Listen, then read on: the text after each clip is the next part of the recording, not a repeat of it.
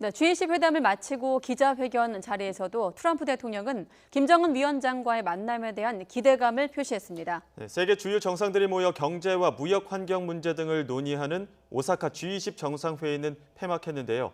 일본 연결해 관련 소식까지 알아보겠습니다. 황보현 특파원. 네, 황보현입니다. 네, 우선 이틀간의 일정을 마무리 지은 G20 정상회의, 그 결과부터 전해주시죠.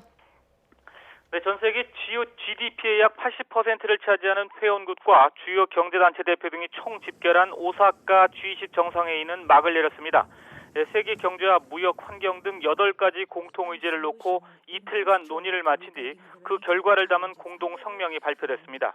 성명에는 자유롭고 공정하며 차별 없는 무역 체제의 중요성을 강조하는 내용이 담겼습니다.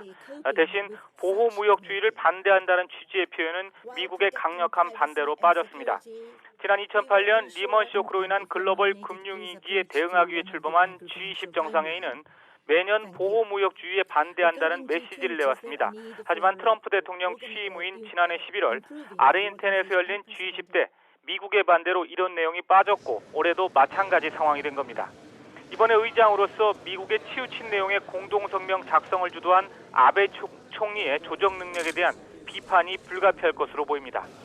여러 국가들이 모여 공통 문제를 해결하는 다자협의체로서의 G20 위상과 기능도 크게 약화됐다는 평가가 나오고 있습니다. 행사 내내 G20의 공통 주제보다는 미국 주도 이슈에 전 세계 이목이 쏠렸기 때문입니다. 무역 전쟁 중인 미국과 중국의 움직임과 북한 비핵화 문제를 둘러싼 북미 협상 문제는 다른 의제를 압도했습니다. 경찰 3만 2천 명의 철통 경비 속에 G20 정상회의가 치러지는 동안 행사장 밖에서는 중국의 인권 문제나 일본의 상업 포경 재개 등에 반대하는 시위가 이어지기도 했습니다. 네, 그리고 트럼프 대통령 김정은 위원장과 만날 가능성에 대해서도 언급했다던데 관련 소식도 전해주시죠. 그렇습니다. 한국 방문에 앞서서 오사카 G20 정상회의를 마무리하는 기자회견장에서 나온 내용입니다. 트럼프 대통령은 김 위원장과 만날 가능성에 대한 질문에 1박 2일의 한국 방문 기간에 만날 수도 있고 그렇지 않을 수도 있다고 말했습니다.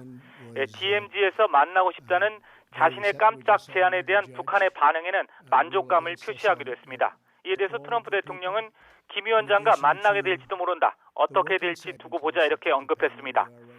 김 위원장을 DMZ에서 만난다면 DMZ를 넘어 북한 땅을 밟을 수도 있냐는 질문에는 긍정적인 반응을 나타냈습니다. 매우 편안하게 DMZ를 넘을 수 있을 것이라면서 문제 없다고 답변했습니다.